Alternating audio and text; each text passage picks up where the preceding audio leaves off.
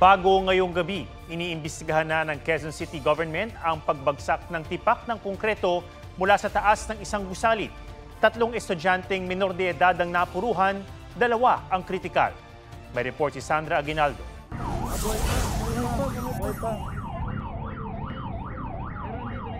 Kita sa cellphone videong ito ang pagresponde ng ilang tao sa 2 nakahandusay na estudyante sa bangketang ito.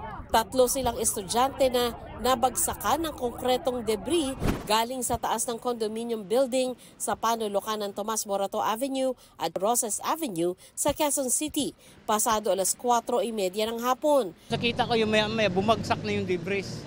Kitang-kita ko po yun na paano tumama yung bato, debris sa ulo nila. Hindi na po nakabangon yung 2 bata.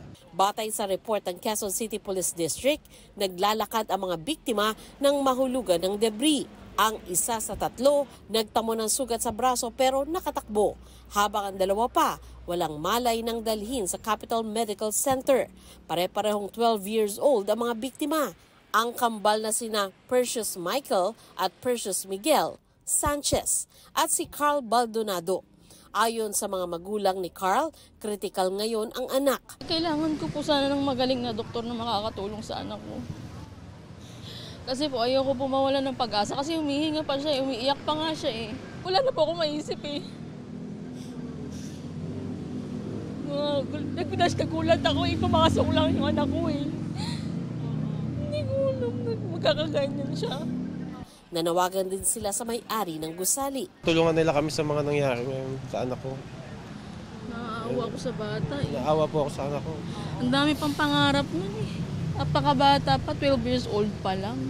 Kinordonan ang bangketang pinagbagsakan ng mga debris kung saan may bakas pa ng dugo. Sinubukan naming kunan ng pahayag ang pamunuan ng condominium building pero wala pang makausap sa ngayon. Sandra Aguinaldo, nagbabalita para sa GMA Integrated News. Huwag magpahuli sa mga balitang dapat niyong malaman. Mag-subscribe na sa GMA Integrated News sa YouTube.